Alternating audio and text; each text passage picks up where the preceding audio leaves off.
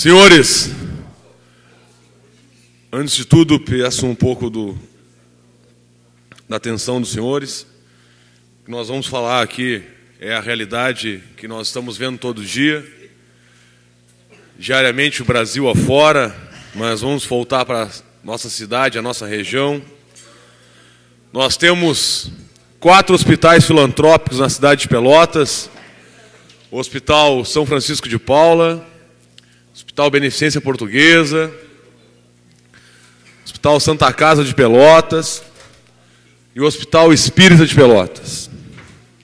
Só para relembrar, para não deixar ninguém esquecer, que o mesmo esse hospital que eu citei por último, o Hospital Espírita de Pelotas, ganha uma diária SUS para tratar seus pacientes de R$ 49,70.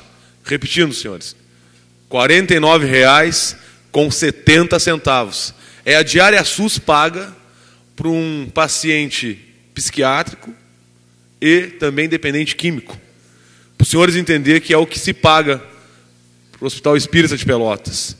Levantei os dados juntamente com o vereador, até então sempre prefeito, Anselmo Rodrigues, que em 1970 nós tínhamos 120 mil pelotenses e tínhamos 8 hospitais. Na época ele relatou os hospitais que nós tínhamos funcionando, que ele atendia em vários hospitais. E hoje, senhores, em 2015, nós temos, dos 8 hospitais, nós temos 4, sendo que desses 4, hoje, leitos SUS tiveram que cair quase pela metade, pela falta de financiamento dos governos que estão aí, pela falta de um planejamento, pois a nossa população na metade sul, se posso dizer em Pelotas, ela triplicou. E os leitos diminuíram mais do que pela metade. E essa crise vem se trazendo pelos últimos 20 anos, os hospitais vêm fechando, os leitos vêm diminuindo, e aí muitas pessoas não dão bola para isso, vereador Ricardo Santos. Mas quando a saúde, o desespero da doença bate na porta, e aí muitos se lembram que o hospital necessita de apoio, aí brigam com os médicos, como se a culpa fosse do médico, como se a culpa fosse do enfermeiro, como se a culpa fosse do diretor do hospital. Mas ninguém culpa os verdadeiros culpados disso, que são esses governos dos últimos 20 anos que deixaram chegar a crise como está. Senhores, nós tivemos uma sessão temática no Senado Federal, qual eu participei representando a nossa região, os homens ligados à saúde da nossa região, os hospitais da nossa região. Conversei com os diretores de hospitais. Estava lá também o diretor do Centro de Paula, Valdir Schaffer. E uma sessão temática no Senado, ela funciona, vereador Marcos Cunha, como 2/3 dos senadores são obrigados a estar presentes e chamar essa sessão. Então nós tínhamos 2/3 do Senado e também vários deputados federais ligados à saúde do Brasil afora, secretários estaduais de saúde, secretários municipais de saúde, dentro do Senado. Esperando, e essa sessão temática se chama um local de trabalho, uma reunião realizada para tirar demandas, para poder encaminhar, para ter soluções. Funciona assim desde o início que o Senado foi aberto. E em toda a história de uma sessão temática, nunca na história desse país um ministro não compareceu. E nunca na história deste país um ministério, quando o ministro não compareceu por causa de um trabalho, não se mandou nenhum representante. A crítica que a gente faz, e todos fizeram, independente de partido político que estavam lá, PT, PMDB, PP, PSDB, senhores, a crítica é o desrespeito do ministro de não ter comparecido numa sessão temática, que jamais na história tinha acontecido isso. E nem sequer mandado um estagiário, presidente da Comissão de Saúde, Marcos Cunha. Isso quer dizer que discutir a crise dos hospitais filantrópicos do Brasil não é prioridade do ministro, pois recebeu os convites e não mandou nenhum representante. Mas ali, e como falou os deputados, que quando o Senado se mexe, o Brasil se mexe em conjunto. E nós começamos a ver situações de provedores que foi aberto a palavra, o espaço para senadores, provedores de hospitais, diretores, que muitos provedores estão pagando hoje os empréstimos de gestores passados com seus próprios bens. É como se o nosso provedor agora que assumiu estivesse agora pagando todas as dívidas da Santa Casa com seus bens do que construiu sua vida inteira, juntamente com sua família. Senhores, não tem uma saída, isso se deixou bem claro quando o ministro não comparece uma sessão temática do Senado, não tem uma saída para os hospitais filantrópicos do Brasil. Sendo que o endividamento cresce cada vez mais, nós temos hoje dívidas impagáveis dos hospitais filantrópicos e Santas Casas no Brasil afora. Não é diferente a realidade da nossa Santa Casa de Pelotas. A pressão sobre os orçamentos municipais cada vez aumentando, pois não existe o repasse do governo federal, muito menos agora do governo estadual, e cai em cima dos prefeitos. Existem financiamentos assinados lá atrás que não estão sendo honrados até agora.